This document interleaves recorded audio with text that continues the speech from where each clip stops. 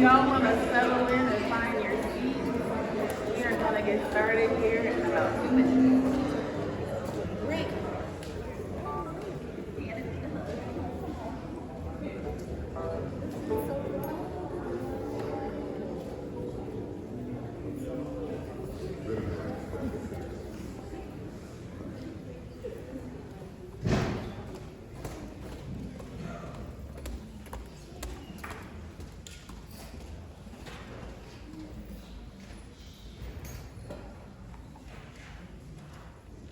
Look at y'all so quiet.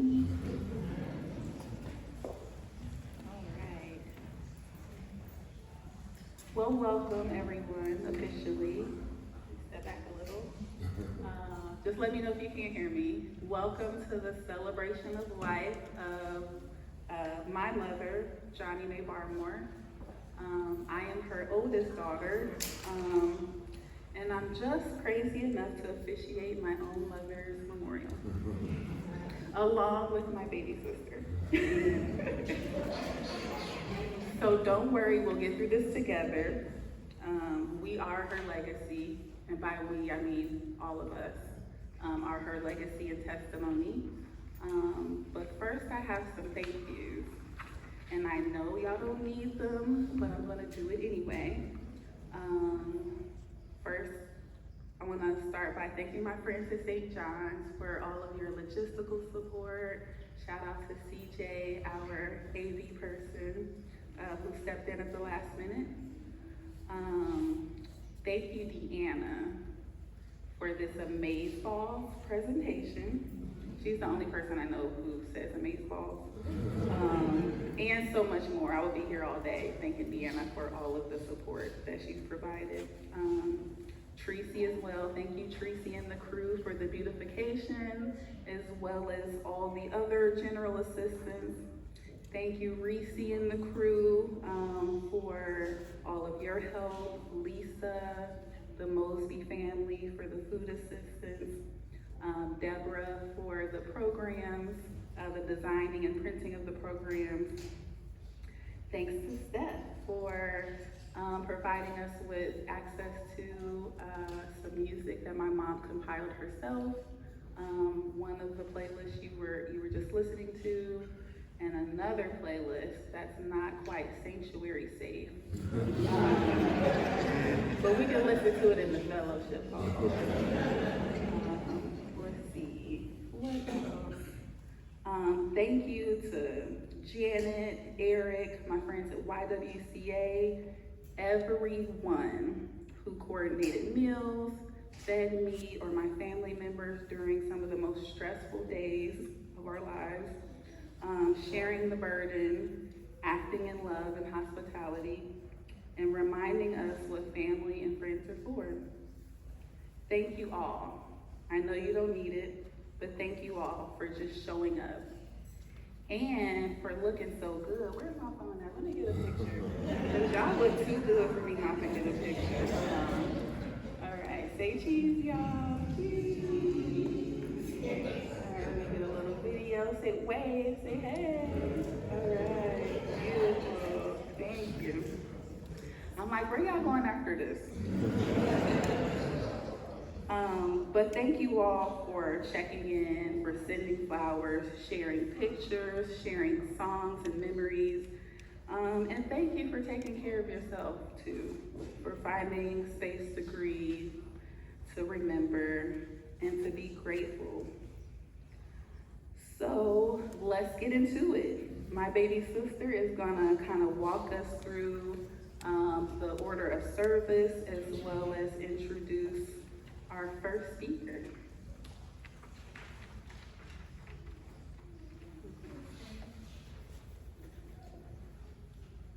Let's see. So you don't want to bring everybody in order yet, right? No, no. Okay. So oh, hello everybody. Thank you for coming out. I'm so happy to see y'all. But I will save my remarks for later, most of them.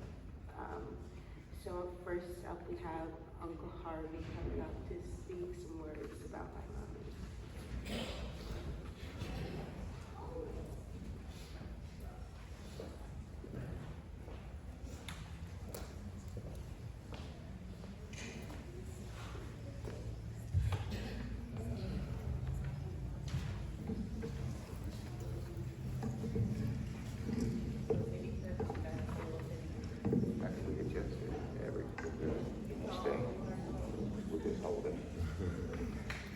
Good afternoon, everyone. I seem to be the oldest male surviving in my tree right now. So I take with that a great deal of responsibility and a little pride. But my dad used to have a saying. He said, when you're a young man, you don't know if you have a long time to live. But when you're an old man, you know you definitely don't. I never understood that till I hit about 76.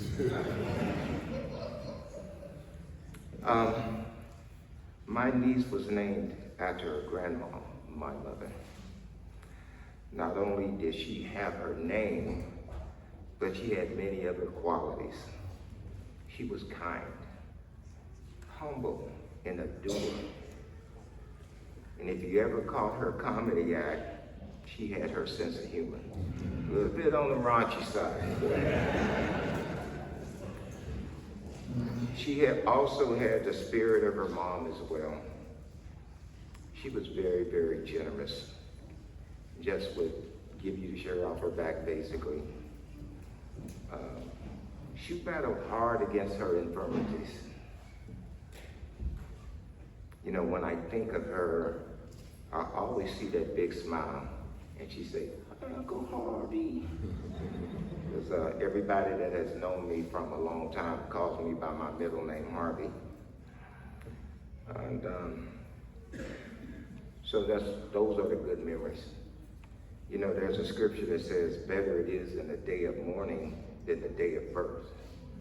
And how was that? Well, because at the day of mourning, you have made a memory with your loved ones and also with your Creator.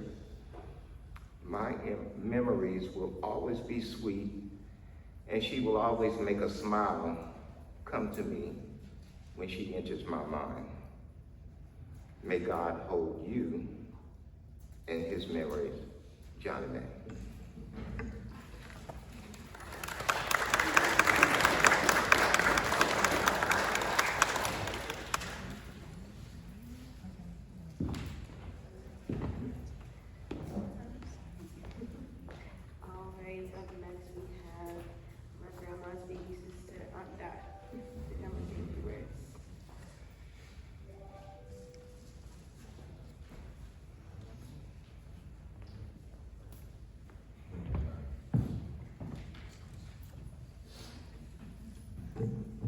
Hello, I'm Aunt Dot.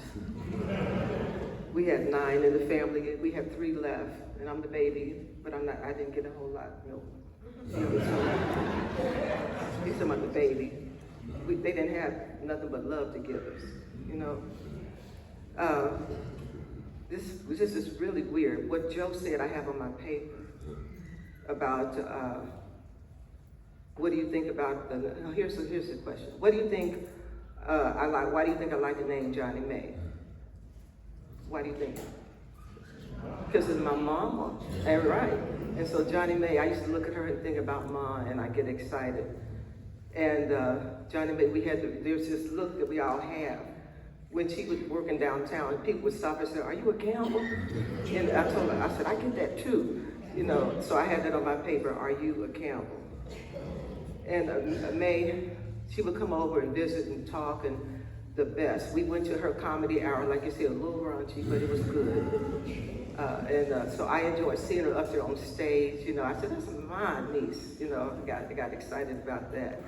To me, she's strong. She was strong, independent, caring, and a comedian. And it was really weird. Milton, I went to the hospital to see her right before she passed. And I just happened to ask her, and I think it was from the Holy Spirit. I said, what's your favorite song? Out of the blue. And she said, We Fall Down. So I'm gonna sing a little tidbit of it. And there's a part where I want you all to help me sing. Get back up again, that's your words. Get back up again, okay? We fall down, but we get up. We fall down, but we get up. We fall down, but we get up. For a saint is just a sinner who fell down. and got up. Here's your part. I'll sing it. You repeat after me what I did. Get back up again. Get back up again. Come on, let me hear you. Get back up again. Get back up again. For a saint is just a sinner who fell down and got up. God bless.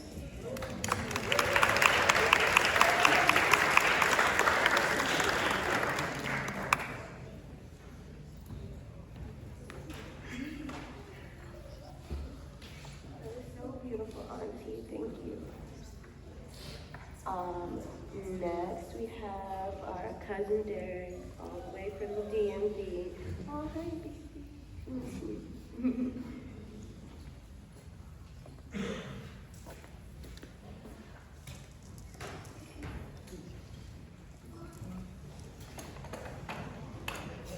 Hello, Campbell fam. Well, these words just hit me. And I would like to say it's a poem, but it's really not. These are just some words that hit me. And it goes like this. 32 minus 1. Now I know there's been more than one, but the loss is still the same as the first one. 32 minus 1. You can't measure the joy felt. You can't measure the joy felt. Instantly, as the memories of smiles and laughter rush into your mind. Memories not lost, but suddenly found. 32 minus 1. Are they truly lost if no one no longer thinks of them? That theory has never been tested in the Campbell family. 32 minus 1. There really is no loss, as we feel them still in our minds, still in our hearts, and still in our souls. 32 minus 1. We love them all the same. Now, Campbell family, let's say their names. I'll start. Johnnie Mae, Emmett, David, Terry, Matt, Francis, Jeff, Arthur, Morgan, Jeannie, Phyllis. Always loved, never forgotten. 32 minus 1.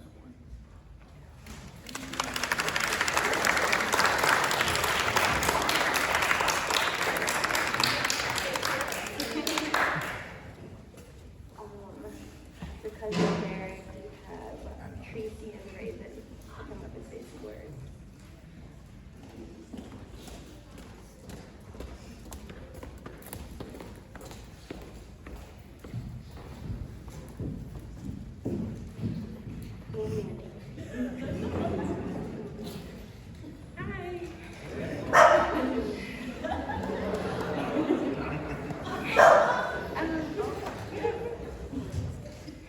Hey everybody, I'm Talisha.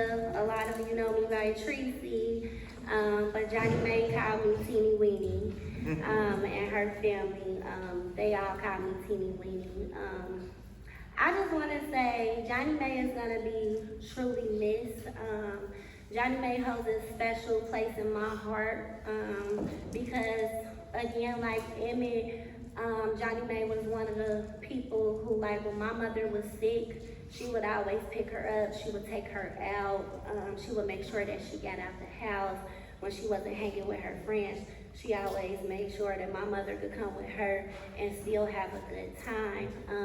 Johnnie Mae was like an auntie with me, like when Aunt Betty and Johnnie Mae used to live in Walnut Hills.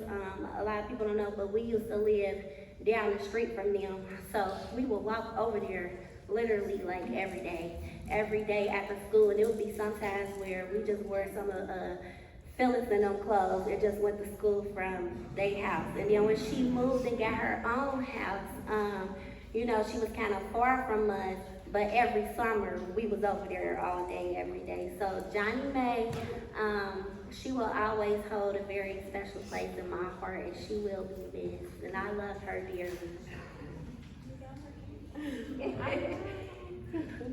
Hello, I'm Ray Ray. Sorry, I'm a little shy. But I just want to take the time to say that I was so grateful to be able to be at Johnnie Mae's house and the things that she done for me when my mom was sick. Hi y'all, I'm Mandy. I just want to say Johnnie Mae will truly be missed. I can just think of all the summers we spent at her house, and she also stepped up to the plate when me and my mother, Sam, got split up, and she took on roles for him. So I just wanted to pay my respects to that. She'll truly be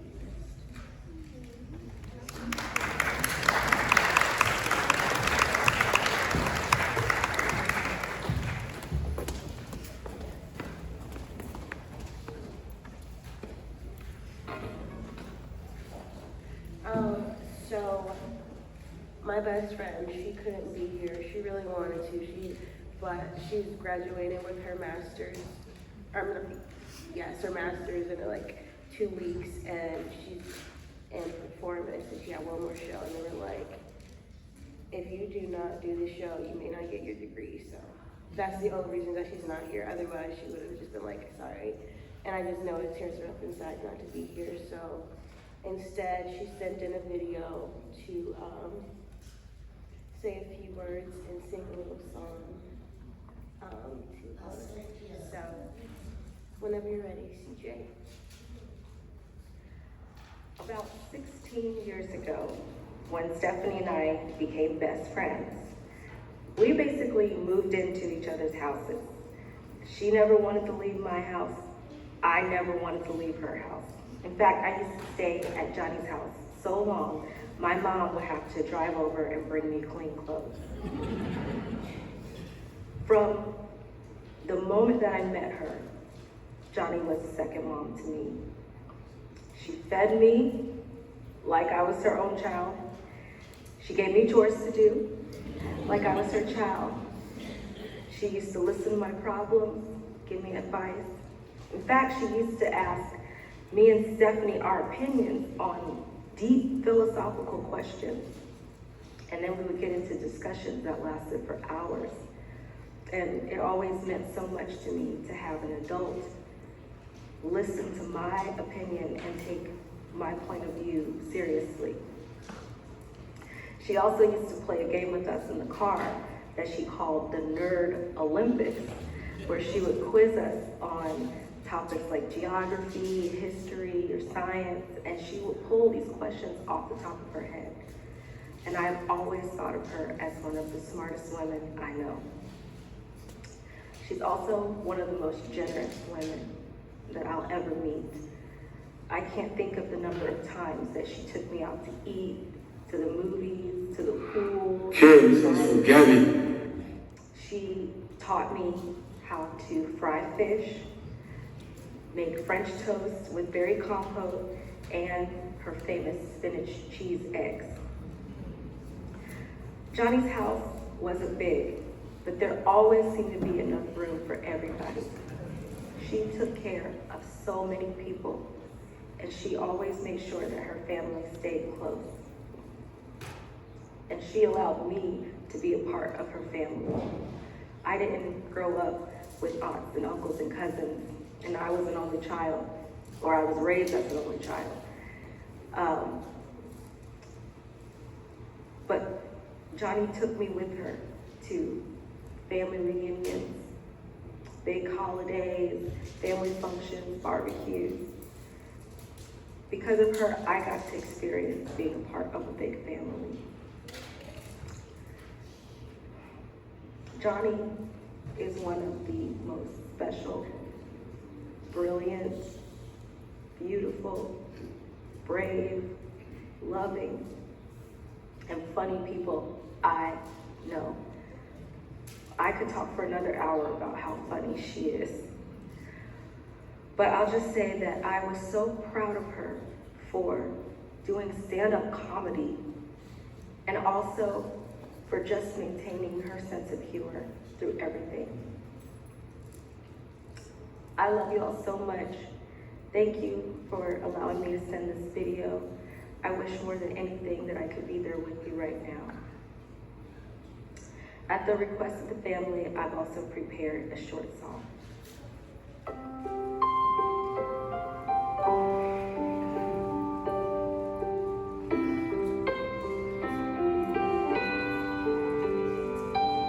There are places I'll remember all my life, though some have changed, some forever, not for better.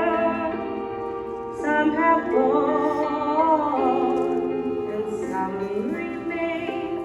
All these places have their moments with lovers and friends. I still can recall. Some are dead and some are living. In my life, I've loved them all.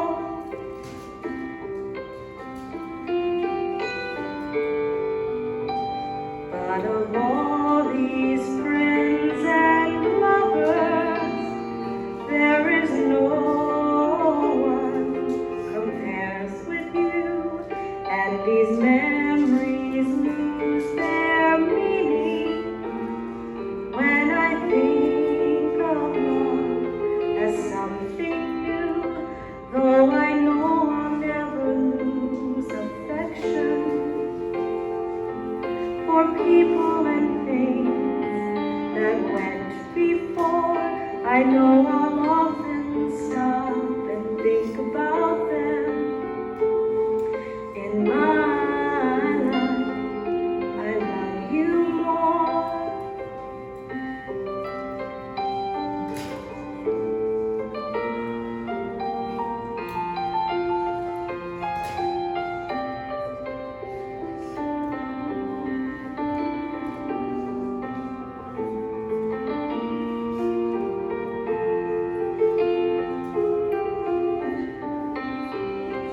Though I know I'll never lose affection for people and things that went before, I know I'll often stop and think about them. In my life, I love you more.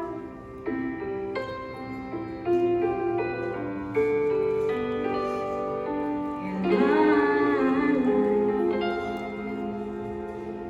I love you more.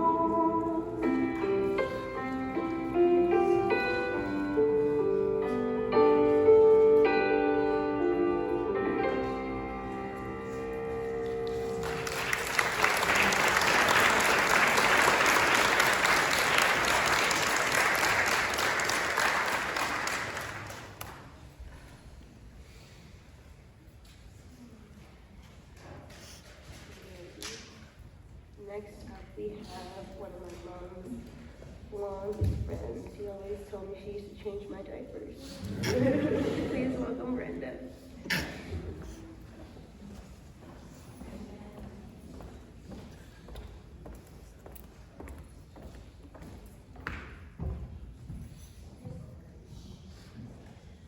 How in the world do I follow that? That was amazing. So it's hard to sit here and think about summing up a 35-year friendship. We met in 1991 when we were babies doing social work, trying to figure out how to not break our hearts every day. We were in different units, so we weren't close, but we met in the bathroom one day and it just clicked. It was just there. It was just kindred immediately. And then she came to work with me. And I was the luckiest girl in the world. Just unspoken immediately between us, and we didn't have to explain it. And we were just grateful for it. That's just who she was. my kindred spirit. Just one of those rare connections when you know right away. And we understood each other without words because she was so empathic. But we had so many words. Johnnie and I would have our coffee talks, and she would endure my horrible coffee and sit and talk about everything, just like I believe it was Cynthia said, the most deep subjects that you can imagine, and the most silly subjects. And that was the thing about Johnnie. She was so broad in her depth and knowledge, and she wanted to learn more. She wanted to go further. And sitting and having that opportunity to do that with her was one of my greatest blessings. We had the hard conversations, the honest conversations. And I knew I could say things to her and it would always be met with openness. She had a quiet, extraordinary way of being in the world. She was never judgmental, only accepting. She met people where they were, with this warm blanket of calm, no matter what you were going through. She could always help you feel better. And another one of the greatest privileges I had was to get to see her be a mom and an auntie to all of you who she loved so much. She was so proud of you. She talked about you all the time and all of your accomplishments. She couldn't stop. When we were in DC at the opening of your restaurant, she just kept saying, "That's my baby." She was so proud of all of them. And Sam, I want to say thank you to you for giving Johnnie and I some extra special time together. Those weeks that we shared with you in DC were such a blessing. To get to be with her every day on our little girls' trip that you so kindly indulged. And you were the best host, and I am so grateful for those moments with her. She showed up for people. She showed up fully with love, attention, and joy. It's hard to imagine a world without her, and I don't want to. So I decided that I'm going to move forward, trying to find new ways to connect with her and keep her in my heart. I'm going to miss that quiet understanding, her steady presence beside me. Knowing her changed me, and loving her changed me. And I'll carry that with me in the way that I listen, in the way that I try to meet others, in the way that I try to give grace so freely the way she did. Thank you, Johnnie, for your friendship, your wisdom, your warmth, your love. Thank you for being my kindred spirit. You'll always be a part of me, and I'll find you again.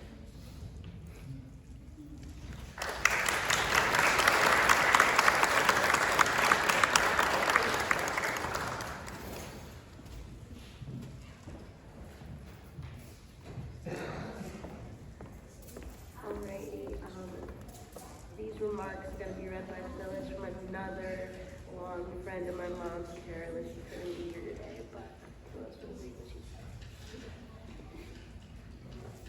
Thanks, Steph. I forgot I was up next. So, like Steph said, Carolyn can't be here.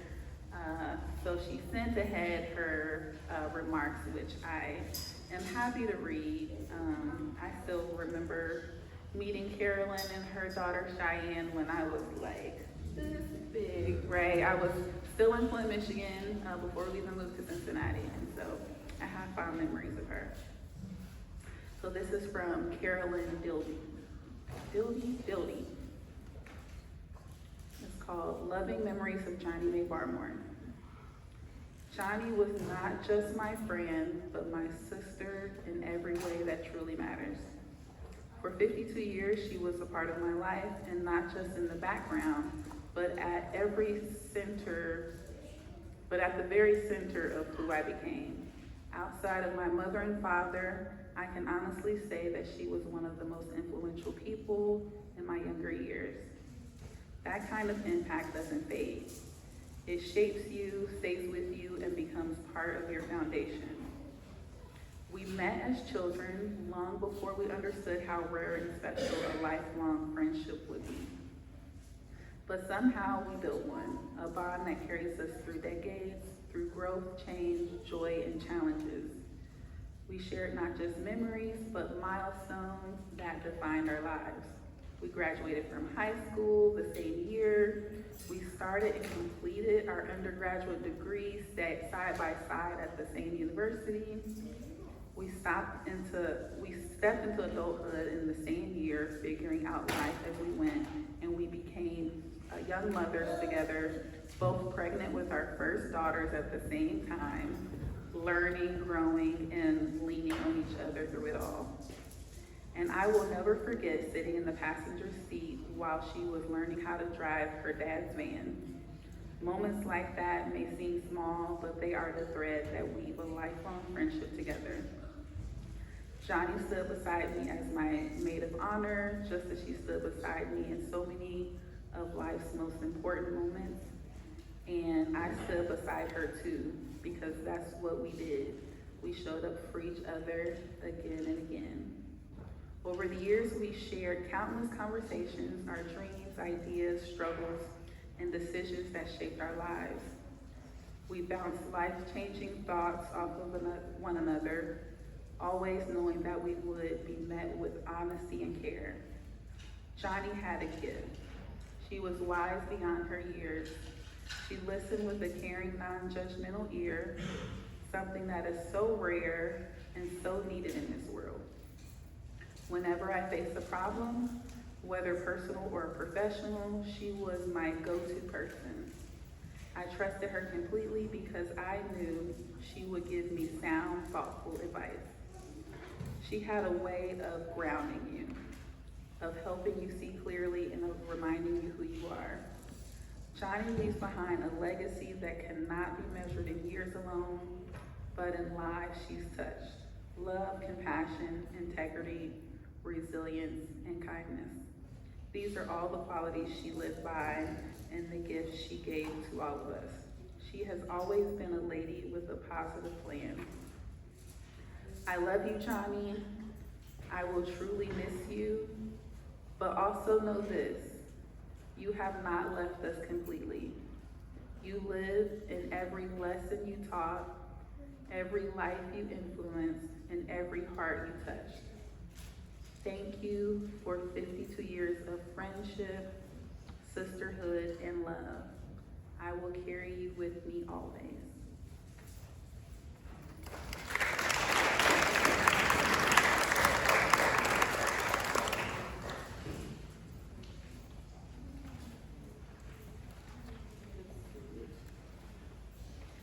Now, another Phyllis that was very special to my mom. She's from Heaven Speak. Please welcome Phyllis.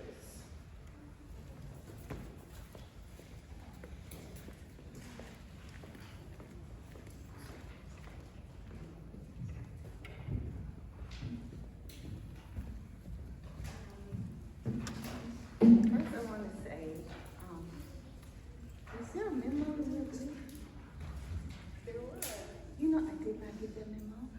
You did. But let me tell you, I think Johnnie told me to wear blue. Because I put my outfit together probably like Tuesday before I flew out on Friday. So Johnnie is still talking to me. Little Phyllis. She called and asked me, Phyllis, Auntie Phyllis, do you know a song, a favorite song of Johnnie's? And I said, well, we had a theme song together called Old Friend. It was by Al Jarreau. And that was our theme song. From the beginning, you've been always there, my old friend. True until the end of time. This was literally our theme song.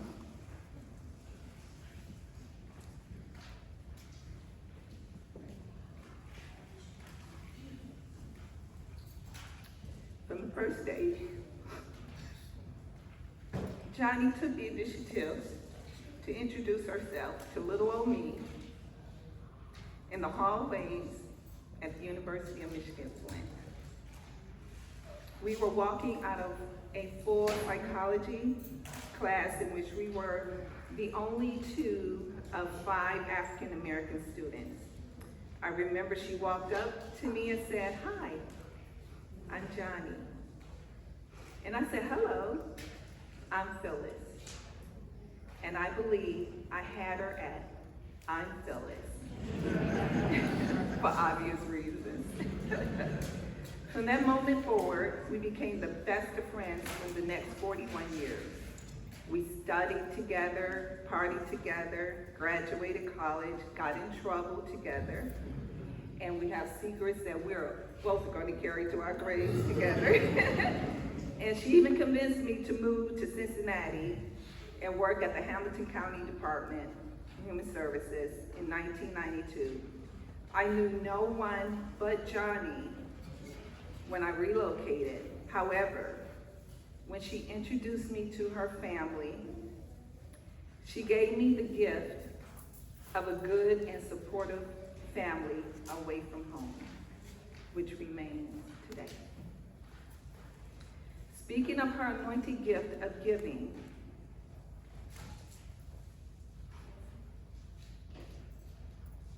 or shall I say a blessing,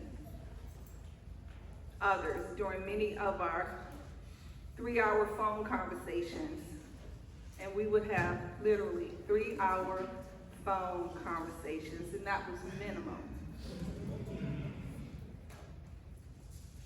But when we were not hanging together, we would have those conversations. Johnnie would cavalierly tell me how she would help this person with their finances, or extended family or friends, or extend her home to those in need of shelter, and so on and so on.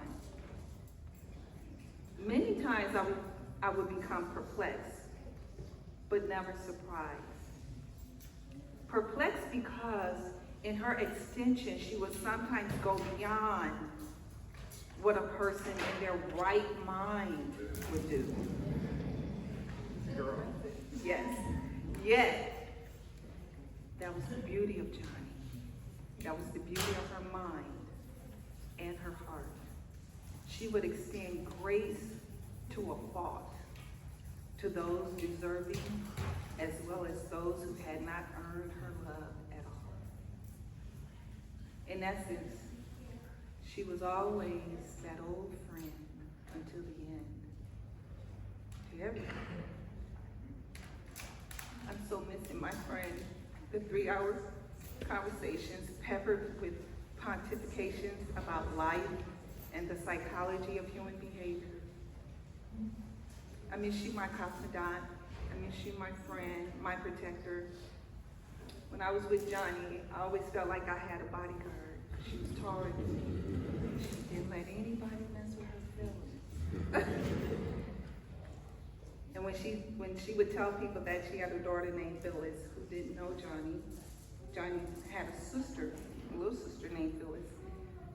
Many times they would ask me, "Oh, does Johnnie name Phyllis after you?"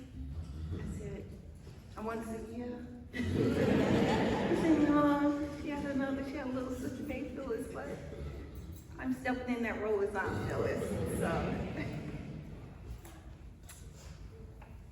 I'm going to miss my friend Johnnie, but I'm going to see Johnnie again, as we all will. And just thank you.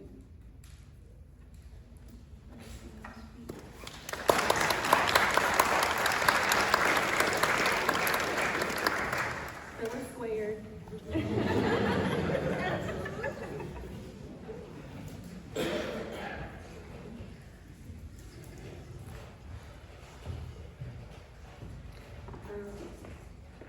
Up next, we have Ron. To say some few words about my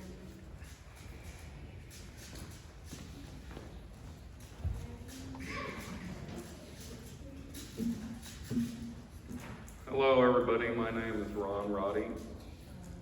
Some of you know me, most of you probably don't. I didn't come into Johnny's life until the last 5 years of it. And I'm almost 62. Another week I'll be 62, and I've never been to a funeral or a memorial in my life. Never been to a wedding, and there's a reason for that. And it's because I went off the rails at an early age and wound up wasting most of my life.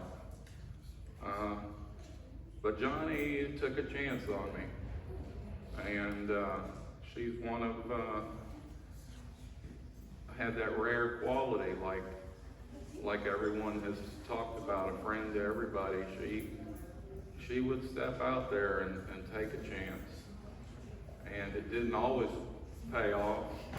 A lot of people treated her shabbily, and despite that, I never heard her talk bad about anybody or carry any bitterness. And it was pretty amazing. It's despite everything, she just kind of rolled on and went with the punches, you know, and she took a lot of punches in her life. And the last 5 years of it were pretty rough. I saw it every day. She said, she was real practical though. She said, Ron, you know, statistically speaking, I'll go before you. She was right.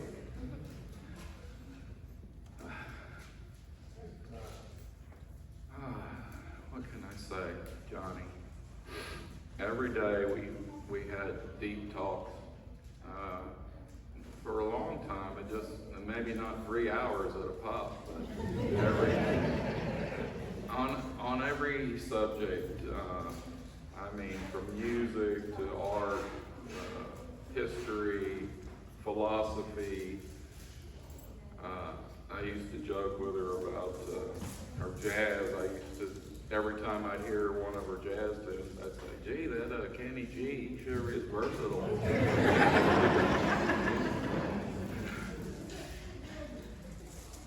I think I was the first one to find out that Johnnie was dead.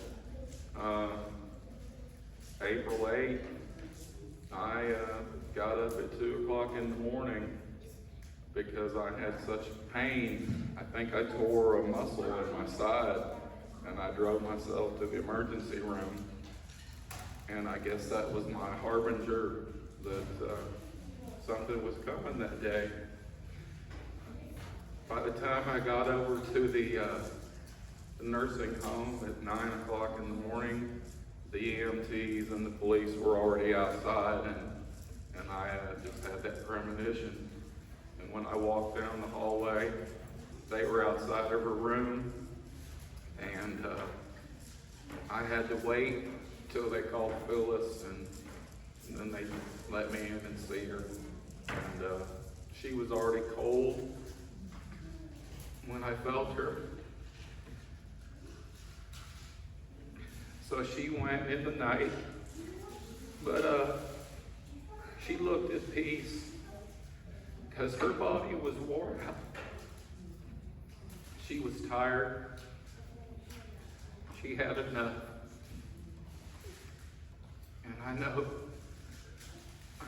she's at rest now, and I'll miss her. And I love her very much.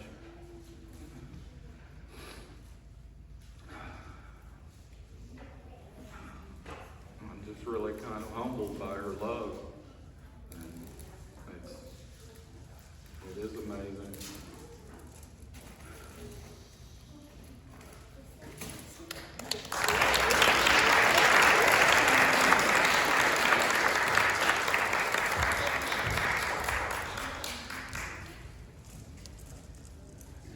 Up next is Auntie Ava. Is she in the room? Oh, there she is.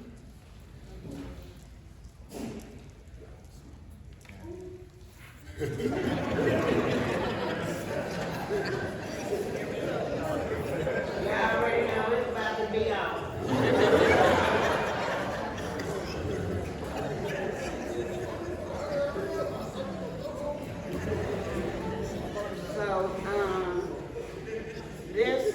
is my mother's shawl.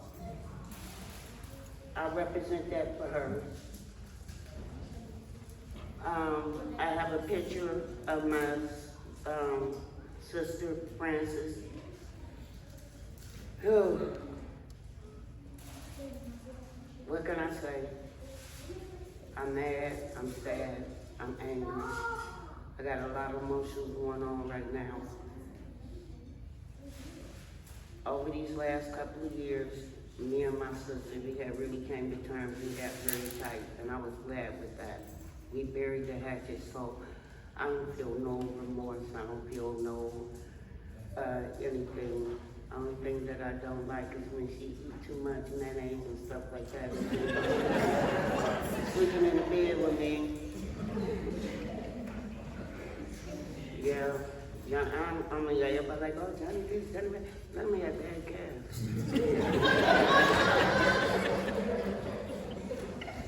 And one time she had did it so bad and I was so mad, she just laid there because she didn't want me to fight her. She didn't want me to fight her, so she just laid still. Remember that? Johnnie Mae was always a comedian. And so with my time, I would like to let everybody know I love you and I thank you for all coming out.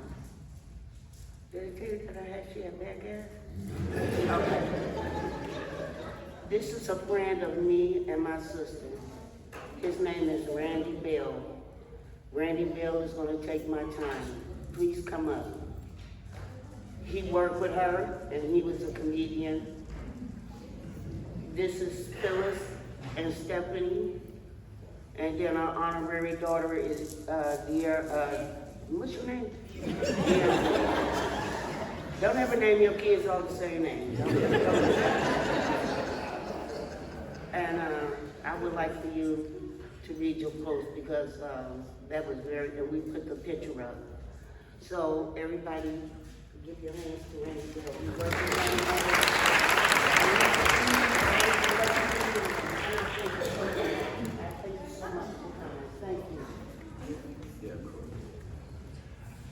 Hello, everyone. I have a big mouth.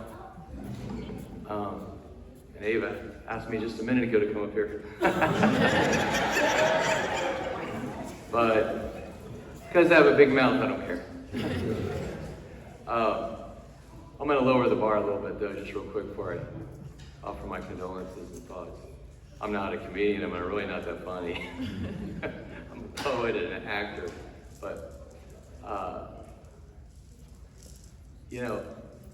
I met Johnnie, I think it's been about maybe 15 years ago.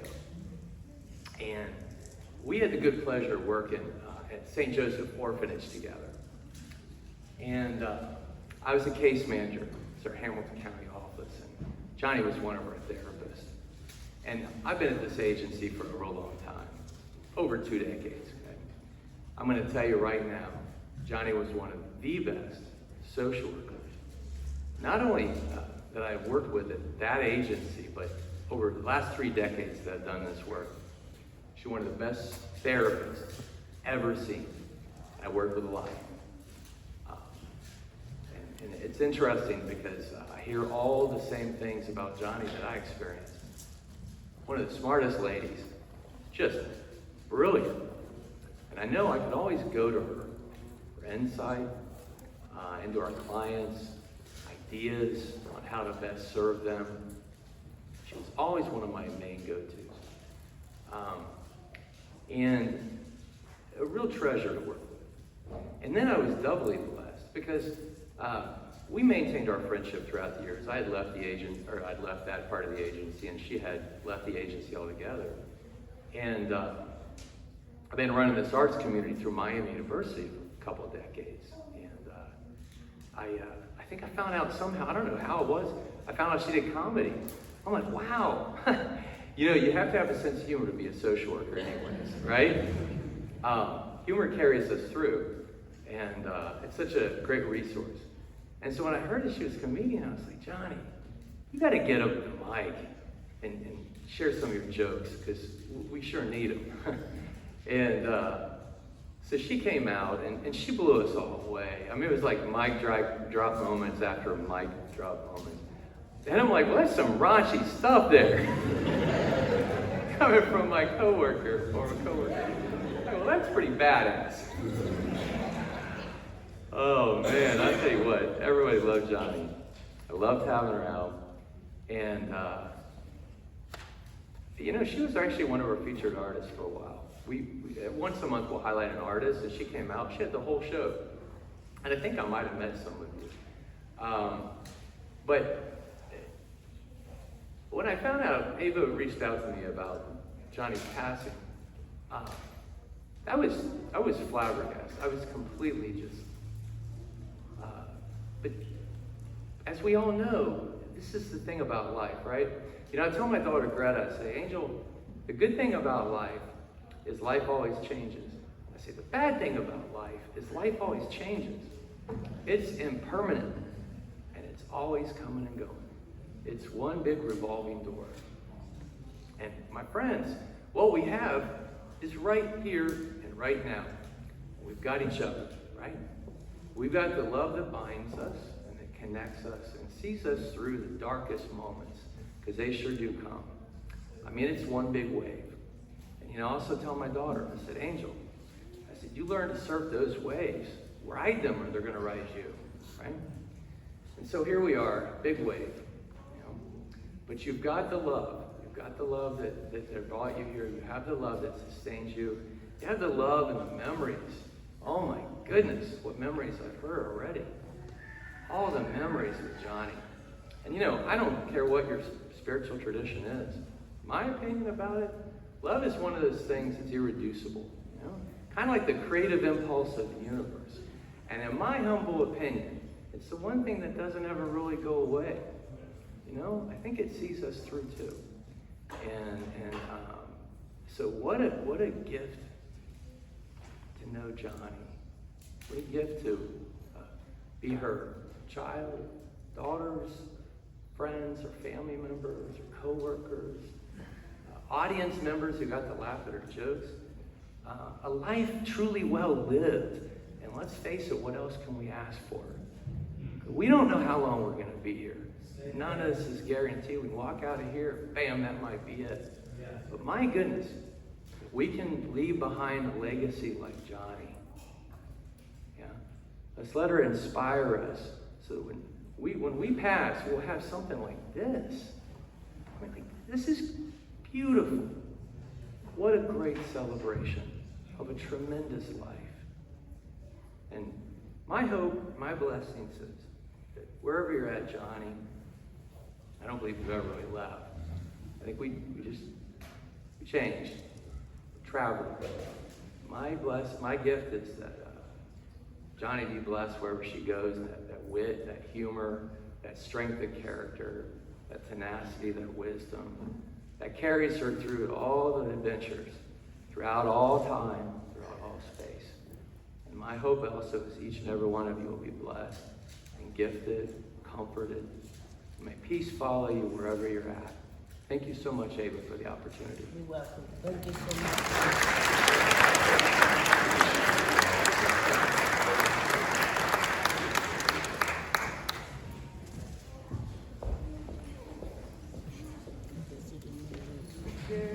Auntie Ava, and then that gentleman, we have our Uncle Sam. There I go. Did you stiff legs work? Great call, by the way, Auntie. Great call. Uncle Grandpa. Uncle Grandpa. Oh, yeah, we don't care.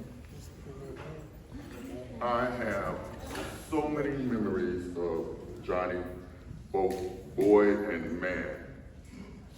From the first time I saw her when Mom held her up at the window at the hospital so we could all see her from the parking lot, to the last time I saw her. The last time I saw her, she was staring at me. I thought she was asleep with her eyes open. I said, girl, you over there asleep with your eyes open? She said, no, I was just looking at you. And I said, oh, okay.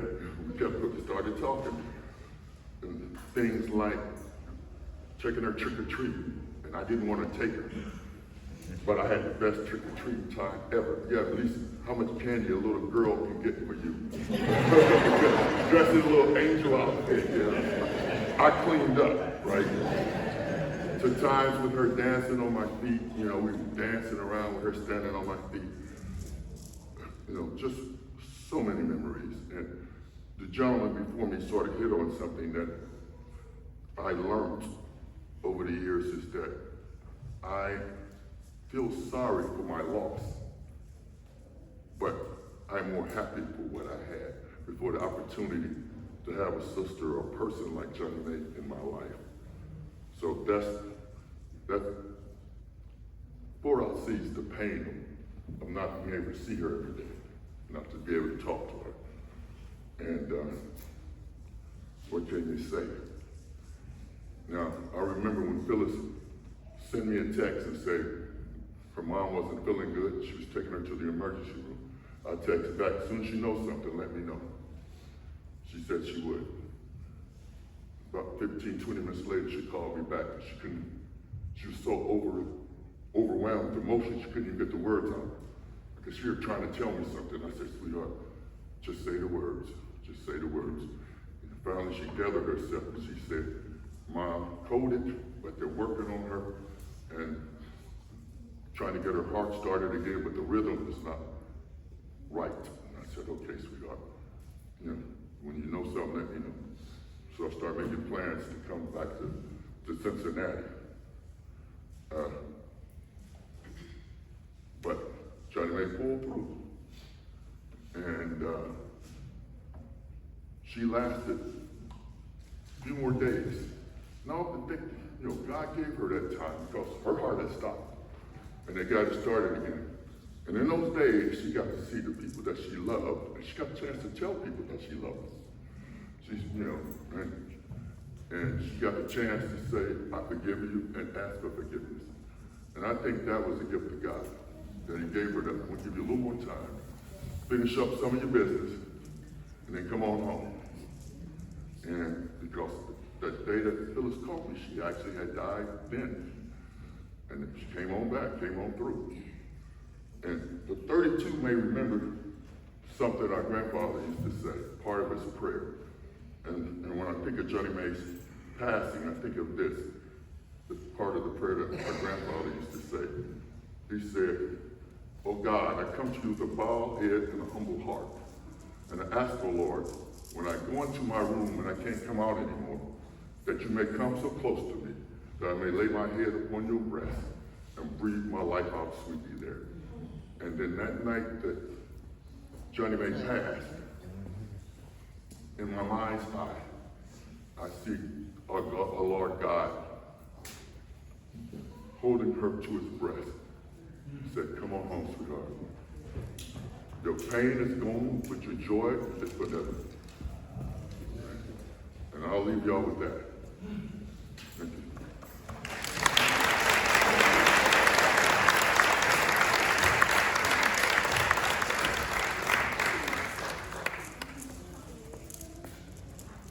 Up next is some remarks sent by Deanna. I'll read them verbatim. Hi everyone, I have Phyllis, aka Stephanie, reading for me because I get too emotional when I start to speak. So if y'all want to hear what I have to say, it's let somebody else do it. Johnnie was a lot of things: a daughter, a sister, a mom, a friend. She was also messy and nosy, but she was also an auntie mama. And just as much as that name belonged to me, it also belonged to the rest of the nieces and nephews. She gave us so many memories at her house, so many summers of all the cousins piled up across all the floors in the house, fights, arguments, but still couldn't wait to see everyone each summer. Everybody would be upset that she made me, the second youngest, the boss, as she would always say before she left out for work. At the time, I didn't want to be the boss. But the older I got, she knew I didn't want to let her down, and I would follow every rule she gave me. She trusted me. She loved us all so much, I think she might have started loving my boys and Mike more than me. She would call, and first thing she would say is, how are the boys and Mike? Like, dang, she just forget me.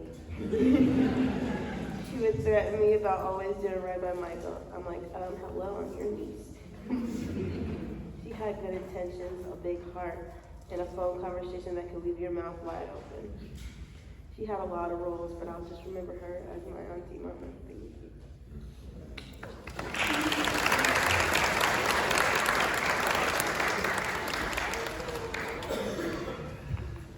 That's my daughter. That's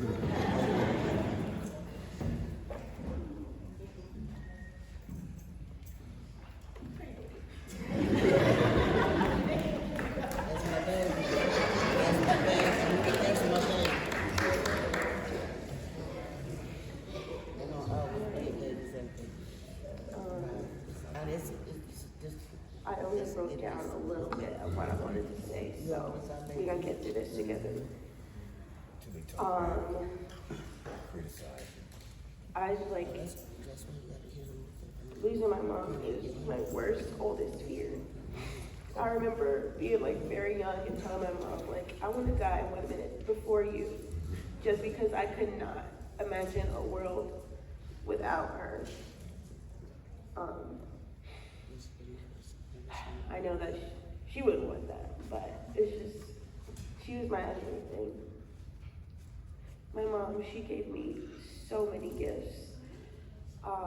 Some inherited, like her ability to pull facts out of the air. I could do that.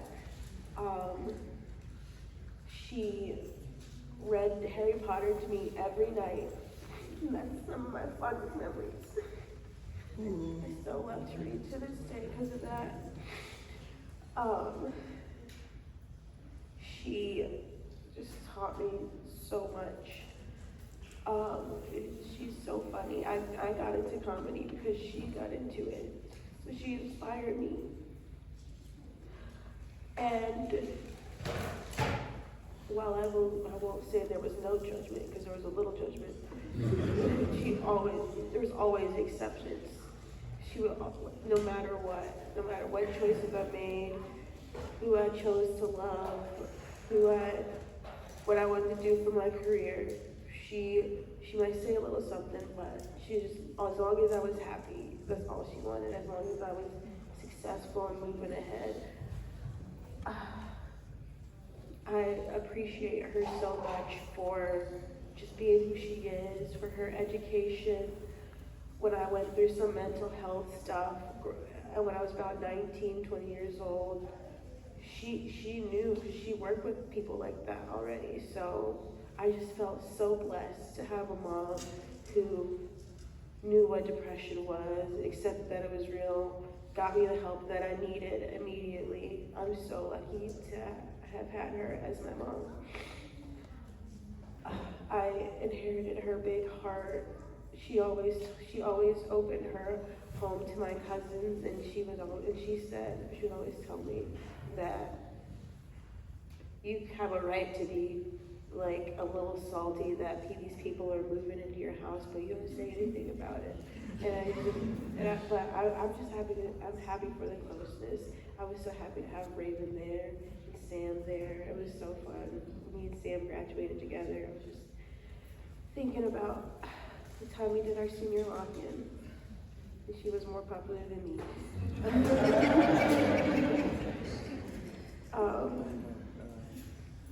Another favorite memory I would have with my mom, we sat on the couch watching Breaking Bad. Like, we watched the whole thing together. I think she might have actually gotten in trouble at work because we stayed up so late watching it, and we would be on the couch, her head on one end, my head on the other end, and she would call us Janethony.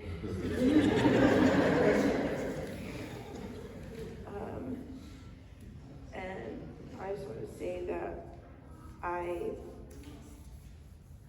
just couldn't imagine a world without my mom, and it still doesn't feel real, but I think that's because I still feel her presence to this day. I just had a dream last week that her and Auntie Fran were together chastising me like the old times. And I just hope that I feel her presence forever. Thank you.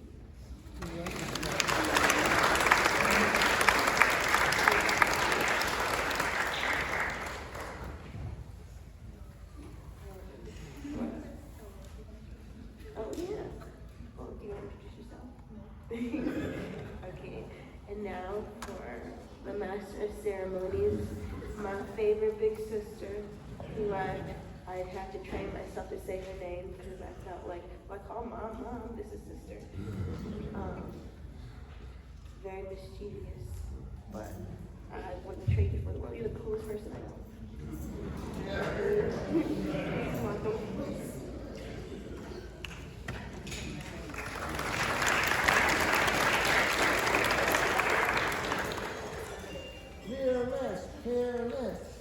Oh boy, don't start that. All right, y'all, we in the home stretch. I'm the last speaker, the eulogist, I guess, but I felt like the eulogy started as soon as Uncle Harvey got up here, right? We are her legacy, we are her testimony. All right. We were fortunate to have May, as many of y'all call her, for up to 60 years, depending on how old you are. I've only known her for the last 41 years.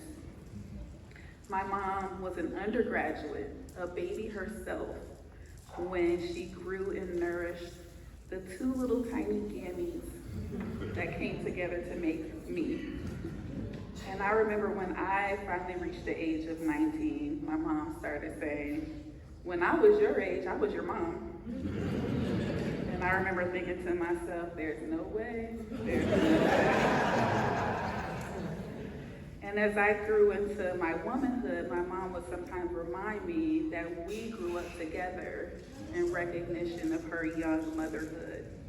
And in her last few years of life, I recall her saying to me, now you are my mother. Mother's Day is a week from tomorrow. I was just searching through my phone looking for pictures from last Mother's Day. The only photo I found were pictures of my friend SBA. Say hi, SBA. My friend SBA and their dog, Harvey, curled up in my mom's bed. And I immediately had a flashback of me and SBA surprising my mom last Mother's Day. She thought it was just me coming. And Harvey the dog, which was like one of her favorite dog friends outside of Tink over here, got away from me and zipped up the stairs to her bedroom and busted into her door. And she squealed, Harvey! She was so happy to see him. And then when I came in the room, it was less enthusiasm.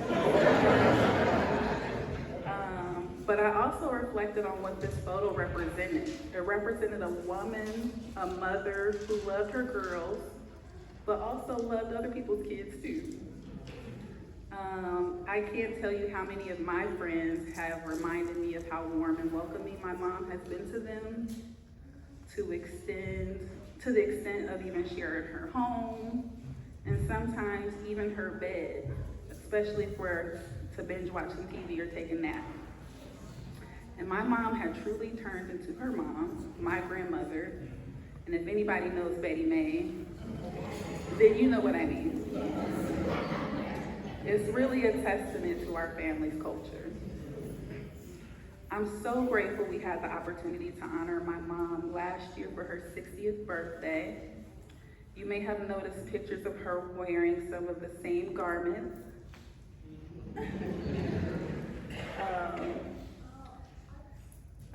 And we honestly got a bit extra time with my mom. Her health had become increasingly precarious over the past few years due to the progression of her chronic conditions. And there is no doubt in my mind that my mother would have been gone sooner if it wasn't for the consistent care and attention of her nesting partner, Ron. And if you spent more than 48 hours with my mom, what's understood ain't gotta be said, okay? But he has been there for years now, ensuring that she was up and out for dialysis in the morning, bringing her what she needed up to her bedroom, nudging her to go to the hospital, keeping me updated from Columbus, but just as importantly, showing her the love and patience that she deserves. And so, Ron, on behalf of everyone who loves my mom, thank you.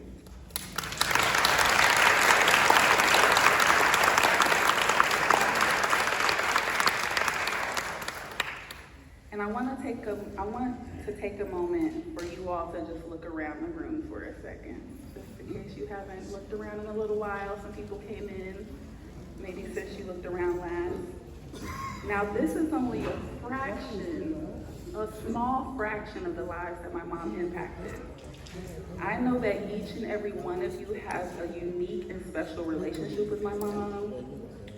You have memories of her saying things that made you cackle, made you cringe, and sometimes both at the same time.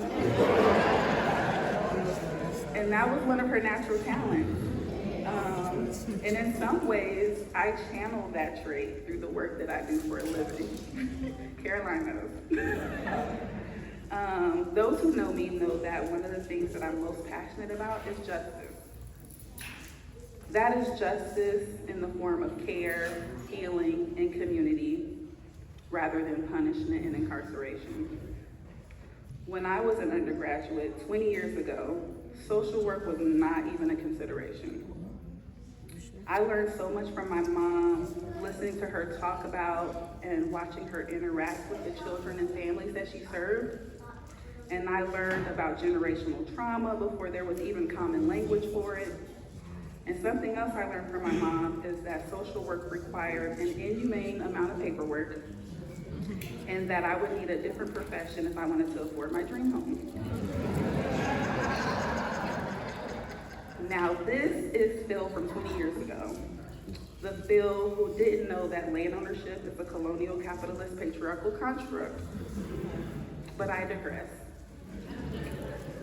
Despite my reluctance to study social work, here I am 20 years later with my MSW, leading social change alongside other freedom-minded and community-centered people. And while my mother found purpose in caring for her own loved ones at home and caring for her community, she also was instilling these values of care, encouragement, responsibility, and fun to those around her. She sometimes did this imperfectly because while she was providing therapy to children and families, she was also surviving in a lot of ways too. I often wish that my mom had an easier life without chronic illness or the exhaustion and assaults. She deserved better. We all do. And I am grateful to her. Beyond appreciating my very life, which she helped to bring to this world, I appreciate the trauma that she filtered, the harm that she sheltered me from, and the many needs that she met, with much help from many of you in this very room.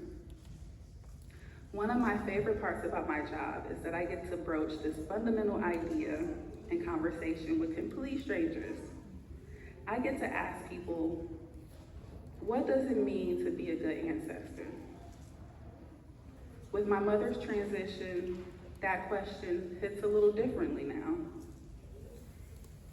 Even as a person who does not plan to birth their own children, I know that I am not exempt from this responsibility. Just like I know there were many people working on my behalf before I got here. People from whom I am not directly descended, but whose healing, whose unlearning, whose courage and care I benefited from. And so as we leave this space and transition to the fellowship hall, we are going to listen to a song that my mom requested be played at her celebration of life. And I want you to consider how you can continue to honor your ancestors and do the inside work and healing to become a good ancestor. Not perfect, but just a little bit better, with an ever-broadening circle of empathy and love along the rest of your journey. And in closing, I'll share a little song my mom used to sing me when she rocked me to bed. She would say, "I'm the luckiest mother in the whole wide world." And I would respond, "'Cause Phyllis is your little girl."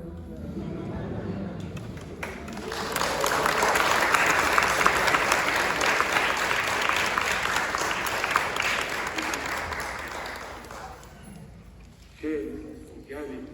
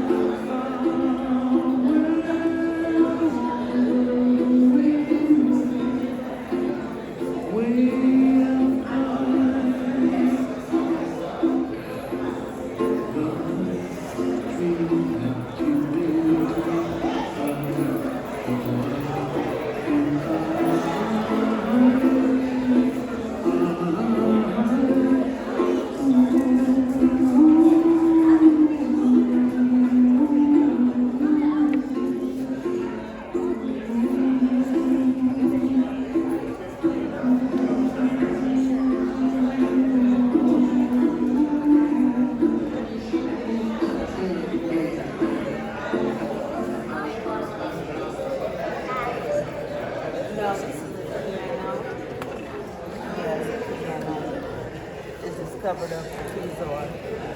This is the piano. Kind of looks like Yeah, it kind of did with the flowers sitting on top of each other.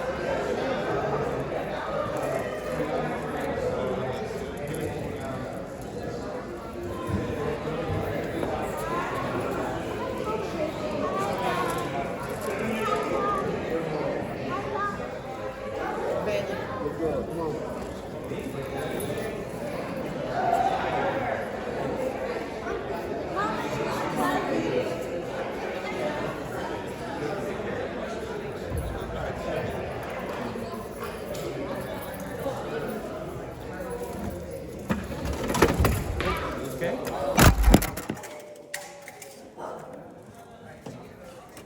A lot of chords.